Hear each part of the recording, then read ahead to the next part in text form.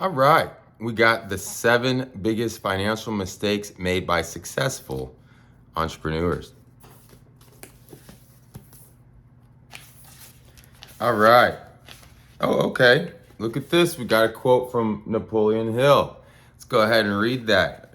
I got the light over there. I'm sorry, I'm lazy.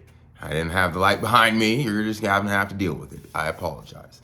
Napoleon Hill.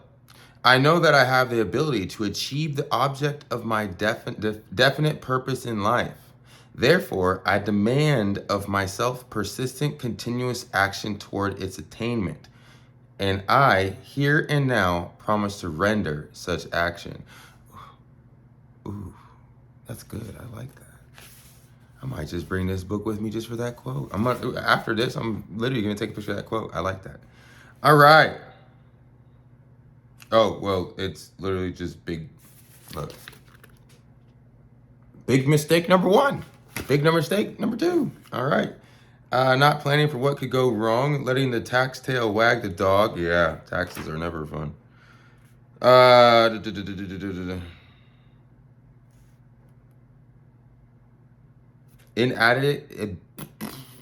Inadequate protection from wealth predators. All right, let's see. 125. Okay. Let's go. All right, inadequate. This is big mistake number 5. I'm just letting you know. Inadequate protection from wealth predators. Now, Warren Buffett said this. He said, "It's not what you make, it's what you keep that counts." Very true. All right, logically, we all know it's what you keep that counts. Of course, top line health and growth is important, but it doesn't matter if it's squandered or placed at at undue or unnecessary risk or of decay or loss. We all also know far more wealth has been lost over history than kept. Well, yeah, that's true. Well, where did it all go then? There are 5 major wealth predators in our society that undermine our ability to keep wealth. These are the common things that cause our hard-earned, hard-saved wealth to be eroded or even completely destroyed. Let's start by looking at one of the most famous buildings in the world. The Pentagon is the largest office building in the world. I did not know that. It was designed in 1941 by architect George Bergstrom, and was built in record time to consolidate all the fast-growing defense and national security personnel for the World War II effort. Before it was built, there were approximately 24,000 members of the War Department in 17 buildings spread throughout Washington, D.C. and Virginia. The generals expected to need to accommodate over 40,000 people and wanted it to be ready within 6 months. Just imagine that, 40,000 people in one building. That's a whole city, like a small, I'm not talking like a big one. It's more like a little town, a township, all right?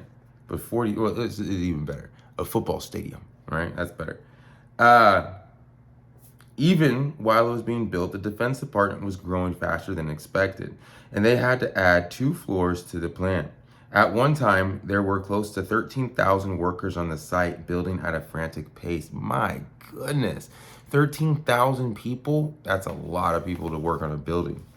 Just imagine, well, even though you're only paying them like $2 an hour back in the 40s, that's still, we're talking like almost $28,000 an hour. Whew. This important building would house some of the most critical people for planning and executing World War II, in which over 12 million people served from 1938 to 45.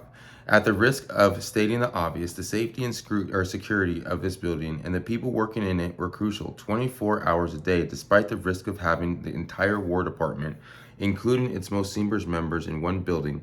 Secretary of War Henry L. Stimson informed President Roosevelt that the department would see a 25 to 40% improvement in efficiency if they were under one roof. Well, where's the predator, right? We're running out of time. If you want to learn more about that, go ahead. Chapter 5, we're going to get to the wealth predator, taxes. Let's see if there's another one, because everyone knows taxes is a wealth predator. That's why the wealthy try not to pay taxes. Litigation is the second one.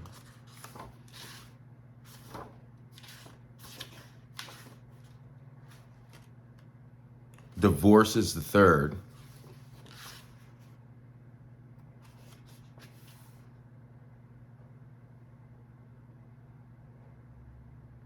We're gonna do this one. I like this one.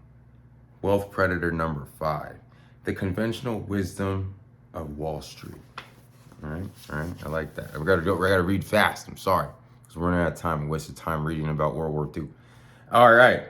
The conventional wisdom of Wall Street overwhelmingly dictates a singular investment philosophy that may not be suitable for all investors. Even though the concept was part of a PhD dissertation way back in 1952, it was actually called modern portfolio theory.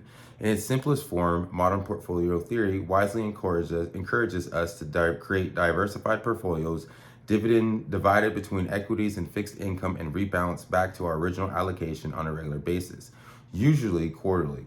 This original asset allocation should reflect the investor's investment objective, risk tolerance, and time horizon to use the funds.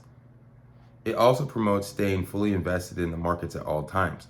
Cash is not meant to be part of the portfolio, except to allow enough to pay advisors and account fees and expenses.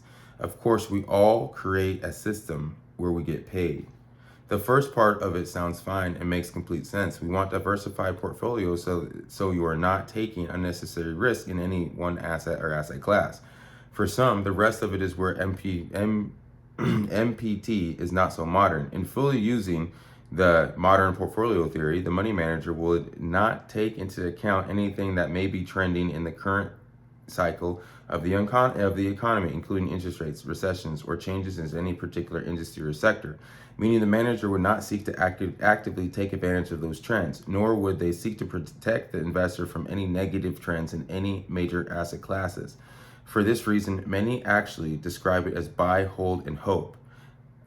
Modern portfolio theory has also made it too easy for many advisors. Many advisors have lost the fact that this is about people, not just about conforming to compliance departments and computer programs. The field has lost its personal connection to clients and has become more plug and play based on a sterile set of questions that results in placing a client in one of 5 boxes. These boxes determine their investment objective and thus our supported risk tolerance. From there, you are placed into a plug and play investment strategy and the advisor is done. We're done we don't have any more time. But it makes sense, right? They're basically saying, the old way is archaic because I can almost kind of see where it gets in handy because I'm in kind of a situation like that myself. So what happens is they buy and hold and hope, but then they're always selling a little bit just to pay fees, right? So even though you're not making any money or you're not benefiting it off of it directly month by month, the bank is, right? So if so happen the market goes up for 40 years of your life, right? And then when you're 60 years old, then there's a massive crash. Then the bank got the benefit off of your money, your entire working of it. But then in the end, when it's time for you to have money, the market crashed and now your money is at 1/3 of the value that it was. And you have nothing but, hey, this is just the market. And that's the concern. All right, see you later. Oh yeah, click the link below and you'll be going off to Amazon to buy this book if you would like it. And I don't know, I'll probably read the whole thing. I'm not sure. Actually, I don't have enough time at the moment. I got like a whole big stack of books that got to get read first. So see you in the next one.